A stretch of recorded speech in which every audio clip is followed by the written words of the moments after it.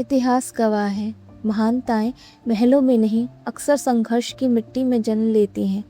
जब मिथिला की धरती प्यासी थी, तब हल की एक नोक से जो चिंगारी निकली, उसने पूरे ब्रह्मांड को जगमगा दिया।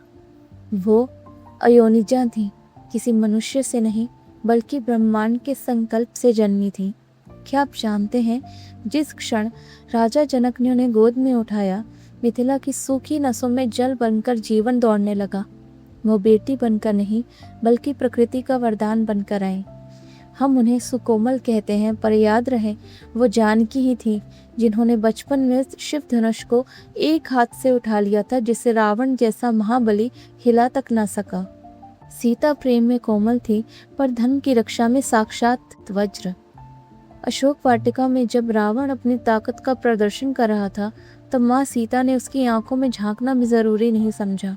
उन्होंने अपने और रावण के बीच एक तिनका रख दिया। वो तिनका एक मर्यादा थी, एक ऐसी दीवार जिसे लांघने की औकात काल में भी नहीं थी। दुनिया को लगा सीता का अपमान हुआ, दुनिया को लगा सीता अग्नि में जली, पर सत्य ये है कि अग्नि ने अपनी शक्ति को वापस प्राप्त किया था। जिस सीता का अपहरण हुआ वो माया थी, और जो अग्नि से निकली वह सत्य थी। अग्नि ने परीक्षा नहीं ली थी, अग्नि ने तो प्रमाण दिया था। जब अयोध्या की मर्यादा पूरी हुई, तब जानकी ने फिर से अपनी जननी को पुकारा। उन्होंने पीछे मुड़कर नहीं देखा, क्योंकि उनका लक्ष्य पूरा हो चुका था। वो मिट्टी से उठी थी और मिट्टी की पुकार पर वापस लौट गई। वो अंत नहीं था, वो एक शाश्वत गूंज थी।